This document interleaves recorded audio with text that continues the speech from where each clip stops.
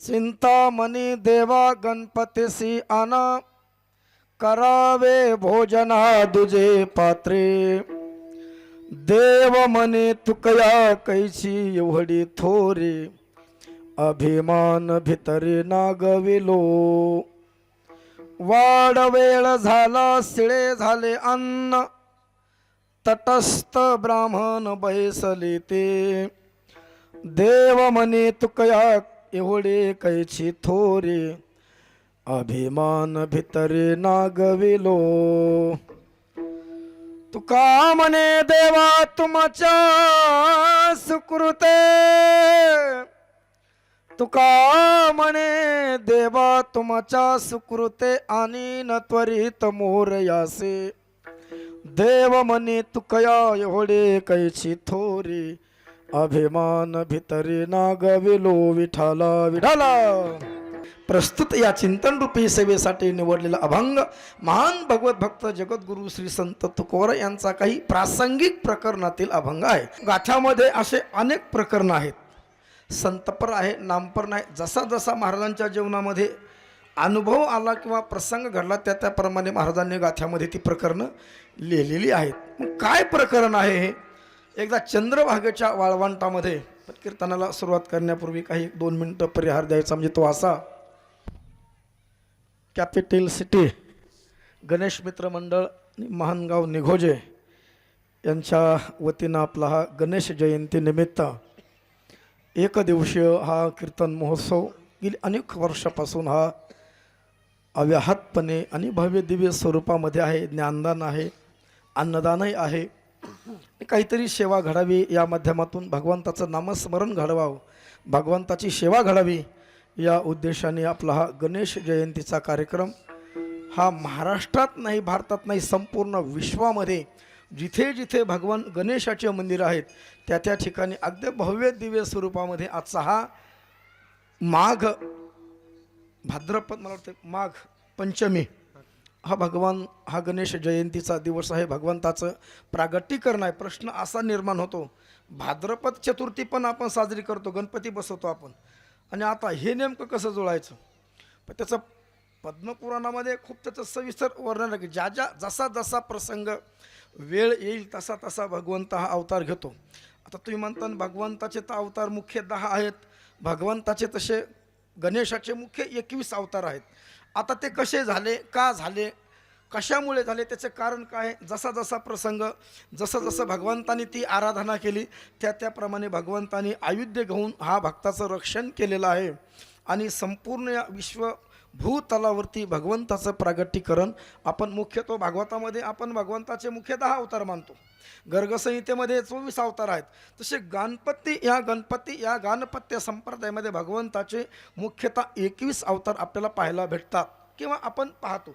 म्हणजे जसा जसा प्रसंग असेल, मग आजचा अवतार नेमकं धारण करण्याचं कारण काय आहे त्याचं आपण पुढे चिंतनामध्ये थोडंसं चिंतन करण्याचा प्रयत्न करू। पण महाराजांनी या गणपती भगवंताबद्दल ज्ञानोबारायांनी सकल संप्रदायाने सर्व संतांनी भगवान गणेशाची आराधना केलेली आहे। म्हणजे पहिलं प्राधान्य हे गणपतीला दिलेलं आहे। बघा तुम्ही ज्ञानेश्वरी उघडा, देवा तुची गणेशू, पहिलीच ओवी ज्ञानोबाराने, सकलमती प्रकाशू मने निवृत्तीदासू अवधारी जोजे। पहिलं नमन कशाला केलं आहे?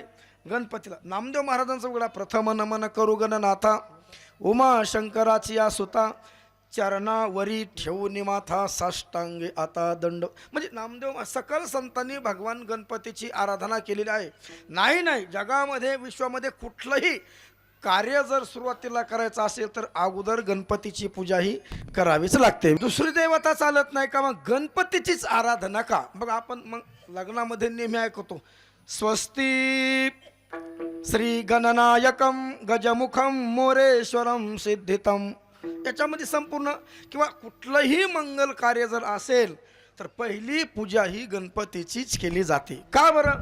कारण की गणपती ही विघ्न हरण करते आणि सुखाचं प्राप्ती करून देते। आपण नेहमी आरतीमध्ये म्हणतो सुख करता आणि दुःखार्थ. पण बऱ्याच वेळा काय होतंय, हे मंडळ जे असतात मंडळाच्या आरती पाठ नसते, बरोबर आहे. म्हणजे त्याच्यामध्येच उत्तर आहे, सुख करता तो सुख धारण करतो, भक्ताला सुख देतो आणि दुःखाचं आपलं तो हरण करतो, भक्तावरती दुःख येऊ देत नाही. पण आपण अर्थ पाहत नाही. सुख करता दुःख हरता वार्ता विघ्नाची विघ्न येत नाही. गणेशाची जर आराधना केली तर तुमचं कुठलंही संकट असू द्या, तुमचं ते संकट टळल्याशिवाय राहत नाही. पण आराधना करत असताना, भक्ती करत असताना, भगवंताची पूजा करत असताना ती कशी केली पाहिजे, ती अंतकरणातून केली तरच ती तिथपर्यंत जाते, नाही तर मग ती सेवा तिथपर्यंत जात नाही. आता आपण करतो लोकांनी मानावं म्हणून का देवानी मानावं म्हणून?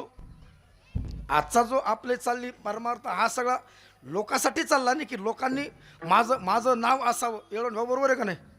त्यांचे लेख असतात, बरोबर, खूप मार्मिक असतं त्यांचं, बरोबर आहे का? आज आपलं जे चाललंय तुमचं आमचं, फक्त जगाने मला मानावं किंवा माझं नाव जगामध्ये व्हावं याच्यासाठीच म्हणजे कुठलंही क्षेत्र कुठलंही असेल, फक्त माझा उदव व्हावा याच्यासाठी चाललं कर नाही म्हणून. पण तुकोबारायांची भाषा आहे, लोकांतातला परमार्थ एक दिवस तुम्हाला मातीत घातल्याशिवाय राहणार नाही.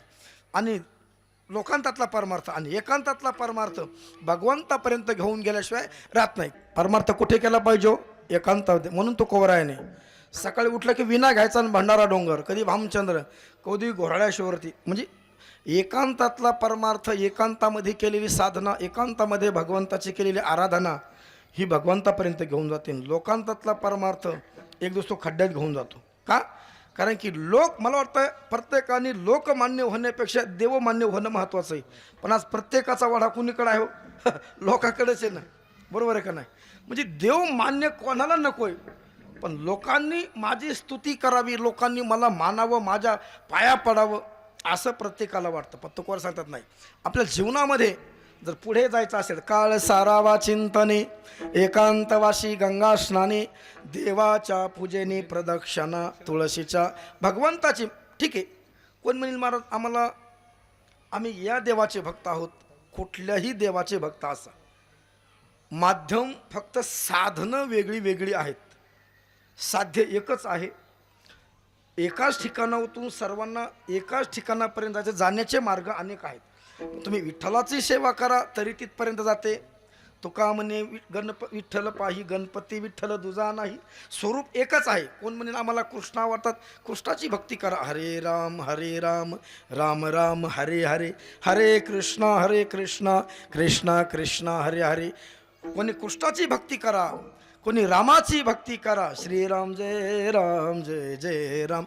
कुठलंही जरी केलं, जशी साखर ही बघा, शहाण्या माणसांनी खाल्ली साखर गोड लागणार आहे, मुक्या माणसांनी खाल्ली तरी साखर गोड लागणार आहे.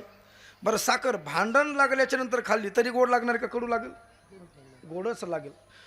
आनंदामध्ये खाल्ली तरी कशी लागेल? कारण की त्याचा मुख्य स्वरूप काय आहे?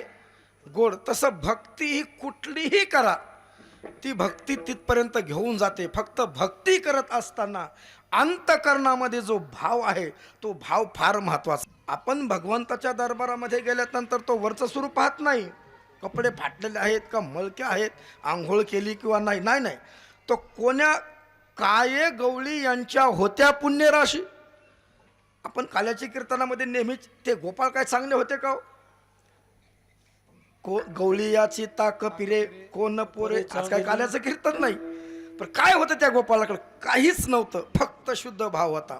ना आपण रोज प्रमाण ऐकतो, सुदाम ब्राह्मण दुःख दारिद्र्य पिढीला मुष्टी भर पोहे घेऊन त्याच्या भेटी लागे गेला, शुद्ध भाव देखोनिया गाव सोनियाचा दिला का नाही? काय पाहिलं? काहीच नाही, फक्त अंतकरणामधला त्याचा भाव पाहिला. मग आपणही भक्ती करत असताना भगवंत, आता तुम्ही म्हणता देवाला दिसेल का, देवाला कळतंय का? तर आपण माणसं बघा ना, कर्म करत असताना फार विचार करून करतात. एकदा मी एक मनुष्य पाहिला, रस्त्याने जात असताना मंदिर आल्याच्या नंतर त्यानं बिडी त्याच्या हातामध्ये होती, पाठीमागं केली, नमस्कार केला, पुन्हा पुढे गेला, झुरका मारला. म्हणजे ती पाठीमागची बिडी दिसली नाही का? म्हणजे याचा अर्थ समोरून पाहतो असं नाही, विठ्ठल जळी स्थळी भरला.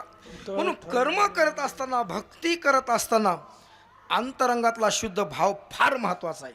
तो कोण्या धारणेने आलेला आहे किंवा तो कोण्या भावनेने माझी भक्ती करतो, हा तो भाव पाहतो.